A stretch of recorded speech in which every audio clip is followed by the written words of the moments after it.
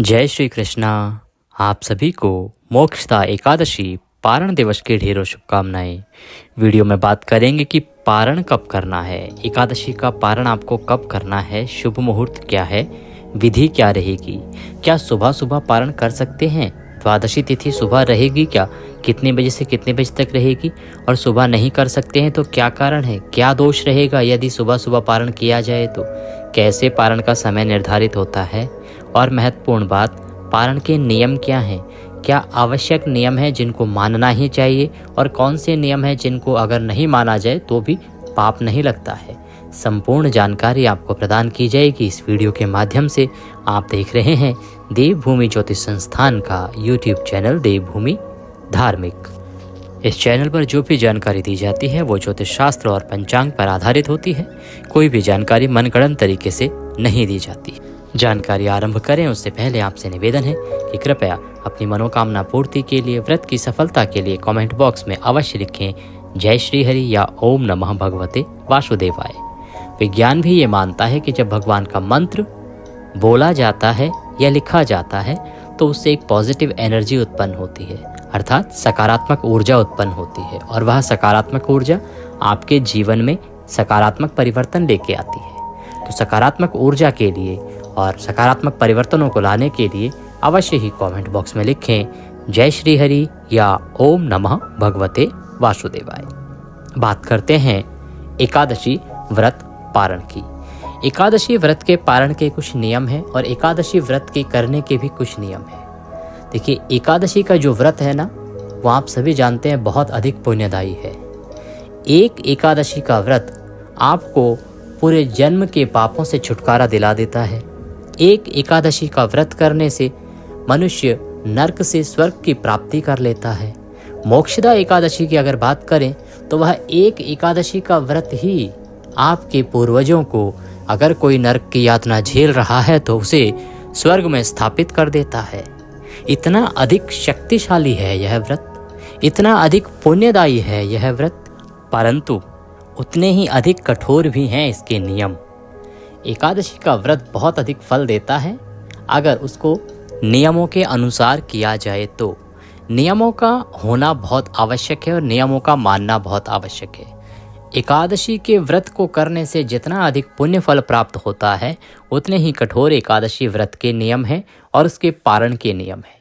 तो पारण की चर्चा करेंगे। पहले जान लेते हैं कि क्या प्रमुख नियम हैं जिनका पालन आपको एकादशी के व्रत में करना ही चाहिए और कौन से नियम हैं जिनका पारण आपके समय आपको पालन करना चाहिए, क्या भगवान को भोग लगाना चाहिए, क्या मंत्र है पारण के लिए, और क्या आपको खा के व्रत का पारण करना चाहिए, शुभ मुहूर्त क्या रहेगा। एकादशी के जो व्रत के नियम हैं वो व्रत के एक दिन पहले ही आरंभ हो जाते हैं। हमने पहले भी बताया है। वैसे तो प्रत्येक एकादशी के कुछ भिन्न भिन्न नियम होते हैं, वैसे ही मोक्षदा एकादशी के नियम भी थोड़े अलग हैं, थोड़े भिन्न हैं। एकादशी के जो नियम हैं वो व्रत के एक दिन पहले आरंभ हो जाते हैं, अर्थात दशमी तिथि से आरंभ हो जाते हैं। नियम कहता है कि आपको एक दिन पहले ही दोपहर के बाद अन्न ग्रहण नहीं करना चाहिए।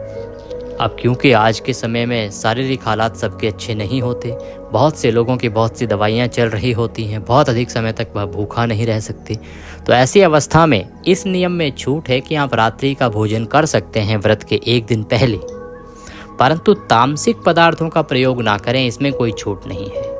लहसुन प्याज आदि खाना भी वर्जित है। एक दिन पहले के रात्रि भोजन की बात कर रहे हैं हम।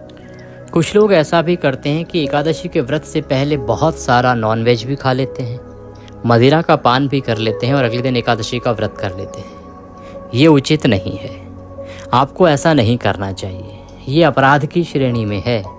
यदि आप एकादशी का व्रत करते हैं तो एक दिन पहले भी आपको मांसाहार और मदिरा से दूर रहना चाहिए, शराब और नॉनवेज से दूर रहना चाहिए। एक दिन पहले ही पवित्रता आरंभ कर देनी चाहिए, अन्यथा आप पाप के भागीदार बनते हैं। रात्रि को, व्रत के एक दिन पहले रात्रि को 12 बजे अपने दांत अच्छे से साफ कर लीजिए, जिससे कि कोई भी अन्न का दाना मुंह में ना रह जाए।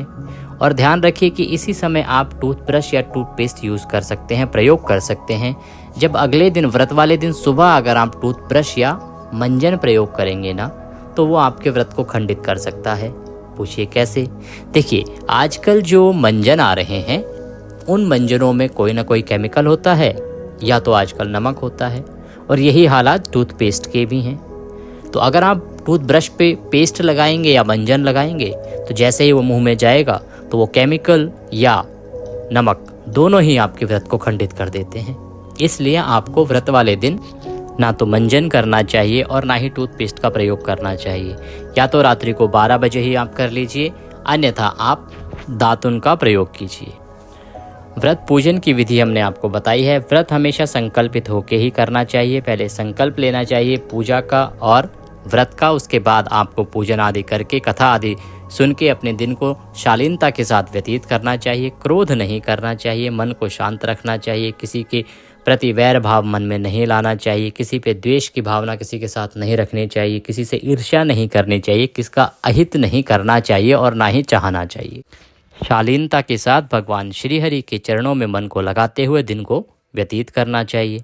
सायंकाल को संभव हो तो आपको कीर्तन करना चाहिए, रात्रि को संभव हो तो जागरण करना चाहिए, और संभव हो तो पृथ्वी पर शयन करना चाहिए। संभव हो ये उन नियमों के आगे हम लगा रहे हैं जिसमें अगर आप कर पाएँ तो अच्छा है, नहीं भी कर पाते हैं तो दोष नहीं है। अब कुछ ऐसे नियम होते हैं जिनको मानना ही होता है, जैसा कि हमने दशमी तिथि के नियम बताए कि एक दिन पहले आपको कैसे कैसे रहना है, क्या खाना है, कब खाना है। अब बात आती है जो महत्वपूर्ण नियम है, वो नियम है आपका ब्रह्मचर्य का, संयम का, संयमित रहने का। एकादशी का जो व्रत है ना, उस व्रत का तात्पर्य केवल भूखा रहना नहीं है, उसका तात्पर्य है संयम, संयम रखना, संयमित जीवन जीना। संयमित किस प्रकार से?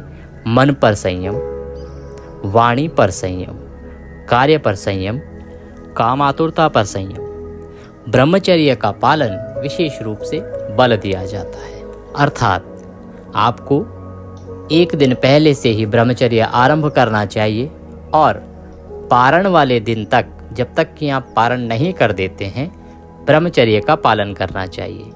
ब्रह्मचर्य एक अनिवार्य नियम है जिसकी अनदेखी नहीं की जा सकती। यदि आप इस नियम की अनदेखी करते हैं तो ये आपके जीवन के लिए या आपके जीवन में पाप का भागीदार आपको बनाता है और ये दोषपूर्ण माना जाता है। इस प्रकार का व्रत करने से आप पुण्य तो छोड़िए, पाप के भागीदार बनते हैं। ऐसा यदि आप करते हैं तो आपके घर से लक्ष्मी सदा सदा के लिए रुष्ट हो जाएंगी, व्यक्ति के घर में दरिद्रता का वास होता है तथा भगवान श्रीहरि का क्रोध आपके ऊपर सदा टूट पड़ता है, और भगवान श्रीहरि के क्रोध से आपको कोई नहीं बचा पाता। इसीलिए आपको इस नियम का अवश्य ही पालन करना चाहिए। वो नियम है ब्रह्मचर्य। एक दिन पहले आरंभ करें और अगले दिन पारण तक इस नियम का पालन करें। जो माताएं बहनें व्रत करती हैं उनको बाल धो लेने चाहिए एक दिन पहले ही, क्योंकि एकादशी के दिन बाल नहीं धोए जाते हैं। और ये भी ध्यान रखें कि ब्रह्मचर्य का नियम भी उनको एक दिन पहले ही आरंभ करना होगा यदि उन्होंने बाल धो लिए हैं तो इस नियम का विशेष रूप से आप ध्यान रखें। अब बात आती है कि पारण कब करना है, कैसे करना चाहिए, क्या और नियम है पारण के। ये व्रत के नियम हमने आपको बताए हैं कि व्रत का दिन कैसे व्यतीत करना है, व्रत किस प्रकार से करना है। अब बात आती है पारण की। अगर आप बात करना चाहते हैं कि भोजन क्या करें एकादशी के व्रत में, तो एकादशी का व्रत फल आहार के साथ किया जाता है। इसमें अन्न ग्रहण नहीं किया जाता है।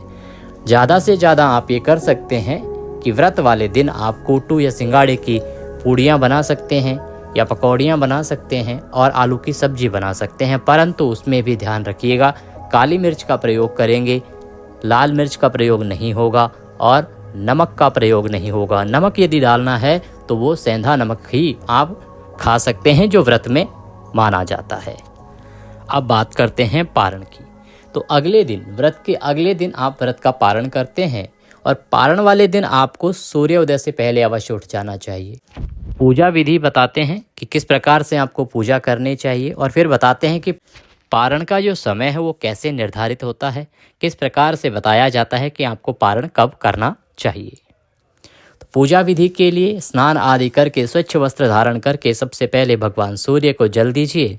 जल देने के बाद एक स्थान पर आसन लगा के बैठ जाएं जहां आपने एकादशी की पूजा की है। अगर आपने एकादशी का हमारा वीडियो नहीं देखा था और पूजा नहीं की है तो जो भी आपका स्थान है पूजा का वहाँ पे बैठ जाएं आप चाहें तो एक चौकी पर भगवान की तस्वीर रख लें, या आप ज़मीन पर भी रख सकते हैं। मंदिर में है तो बहुत उत्तम है। अगर आपके पास लकड़ी का पटरा या चौकी कुछ भी नहीं है तो पृथ्वी पर भी भगवान की तस्वीर रख के पूजा की जा सकती है। विधि बताते हैं करना क्या है। सबसे पहले जिस स्थान पर भगवान की तस्वीर रखनी है ना, उस स्थान को हम शुद्ध करेंगे। तो सामग्री एक बार नोट कर लीजिए क्या है। देखिए, बहुत सूक्ष्म सामग्री है जो सभी के घरों में होती है। रौली, मौली, पान, सुपारी, लौंग, इलायची। एक लोटे में शुद्ध जल लीजिए, उसमें थोड़ा सा गंगा जल मिला लीजिए। थोड़े से खुले फूल ले लीजिए, माला मिल जाती है फूल माला तो बहुत उत्तम है। साथ ही नैवेद्य के रूप में यदि आपके पास मिश्री है तो मिश्री, कोई फल है तो फल रख लीजिए, अन्यथा कोई मिठाई है तो वह मिठाई भोग के लिए रख लीजिए। अब हम पूजा आरंभ करेंगे। तो सबसे पहले उस स्थान को शुद्ध करेंगे जहाँ पर हमें भगवान की तस्वीर रखनी है, स्थापित करना है भगवान को। तो आप वहाँ पर उस जल के, जिस लोटे में जल लिया है उसमें थोड़ा गंगा जल मिला लीजिए और उससे थोड़े से छींटे दीजिए। छींटे दे के वहाँ पर खुले फूल बिखरा दीजिए। फूल हम वहाँ पर इसलिए रख रहे हैं, वो फूल भगवान को आसन का काम करेंगे। एक प्रकार से फूल के रूप में हम भगवान को आसन प्रदान कर रहे हैं। अब उसके ऊपर प्रेम पूर्वक भगवान की तस्वीर या प्रतिमा जो आपके पास है उसको स्थापित कीजिए, रख दीजिए। पूजा आरंभ करेंगे उससे पहले अब आप हस्तो प्रक्षालनम, अपने हाथ धो लीजिए। तो चम्मच से, उस जल से थोड़ा सा चम्मच से हाथ में जल लीजिए और हाथ धो लीजिए और पूजा आरंभ कीजिए। सबसे पहले भगवान को पद्य, अर्घ, आचमनी अर्पित किया जाता है। इसके लिए 3 बार जल के छींटे दीजिए। पद्य, अर्घ, आचमनी। आप कोई मंत्र ना जानते हो तो केवल एक मंत्र बोलते जाइए, ओम नमः भगवते वासुदेवाय, ओम नमः भगवते वासुदेवाय। जल के छींटे दीजिए, ओम नमः भगवते वासुदेवाय। ओम तिलकम तिलकांते अक्षतम पान्तु पुष्पाणि पान्तु धूप दीप दर्शनम मुख भोजनार्थम नैवेद्यम समर्पयामि। अर्थात तिलक कीजिए, अक्षत लगाइए, ओम नमः भगवते वासुदेवाय यह बोलते जाइए। अक्षत लगाइए, फूलों की माला अगर है तो फूलों की माला पहनाइए, पुष्प अर्पित कीजिए, ओम नमः भगवते वासुदेवाय। धूप दिखाइए, धूप जलाइए, धूप दिखाइए। घी का दिया जलाइए। घी का दिया शुद्ध घी का दिया होना चाहिए, इसका आप विशेष ध्यान रखें। अशुद्ध घी पूजा में वर्जित है, इसीलिए शुद्ध घी यदि आपके पास है तो आप घी का दिया जलाएं। अगर नहीं है तो आप तिल के तेल का दिया भी जला सकते हैं, परंतु पूजा पाठ के नाम पर जो बाजार में सस्ता घी बेचा जा रहा है वह घी कृपया प्रयोग में ना करें। शुद्ध घी ही आपको प्रयोग में लाना है, अन्यथा तिल का तेल आप ले आइए और उससे दिया जलाइए, उसमें भी कोई दोष नहीं है। धूप दिखाइए, दीप दिखाइए। नैवेद्यम समर्पयामि ही। अब भगवान को नैवेद्य अर्पित करेंगे। नैवेद्य के रूप में क्या करेंगे? अगर आपके पास मिठाई है तो मिठाई भगवान को चढ़ा दीजिए। ऋतु फल है तो कोई फल चढ़ाइए। अगर वो भी ना हो तो मिश्री के कुछ दाने लीजिए और वह मिश्री भगवान को नैवेद्य के रूप में अर्पित कर दीजिए। ये होती है पंचोपचार पूजा विधि। इसके बाद आप जलाचमनी करा दीजिए, जल के छींटे दे दीजिए। अब आपको एक उपाय बताते हैं जो आपको इस दिन करना चाहिए।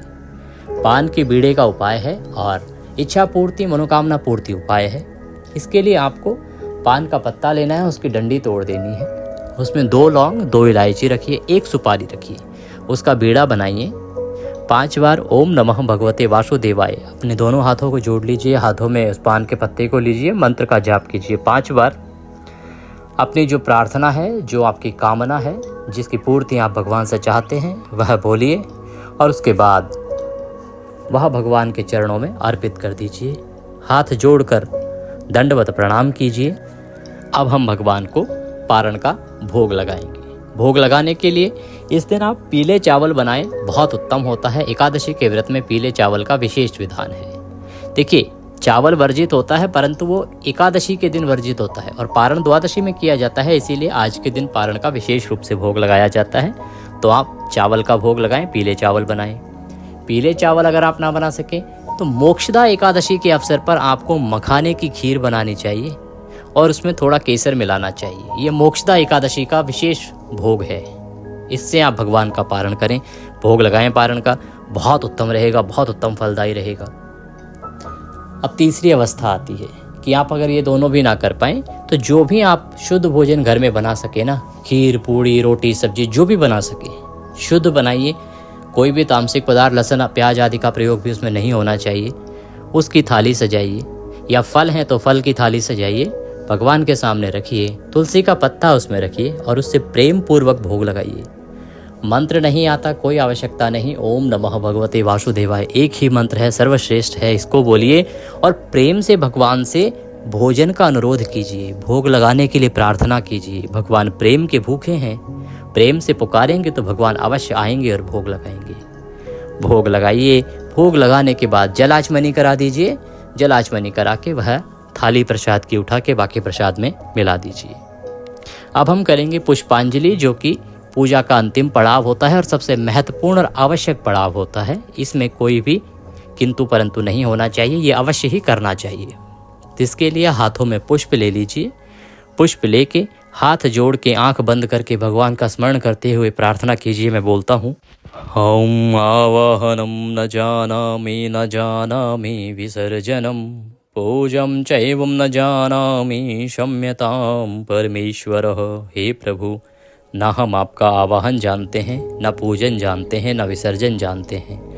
अज्ञानी जीव हैं, जैसी बन पड़ी है वैसी सेवा आपके श्री चरणों की है। इस एकादशी के व्रत पूजन में हमसे कोई गलती, कोई त्रुटि, कोई भूल जाने अनजाने में हो गई हो तो प्रभु आप दया सिंधु हैं, हम आपके दर के भिखारी हैं। हमारी जाने अनजाने की तमाम गलतियों को क्षमा करते हुए हमें दया का आशीर्वाद प्रदान कीजिए। इसके निमित्त आपको अर्पित करने के लिए हमारे पास कुछ नहीं है, तन मन धन सब कुछ आप ही का है। हमारे पास क्या है?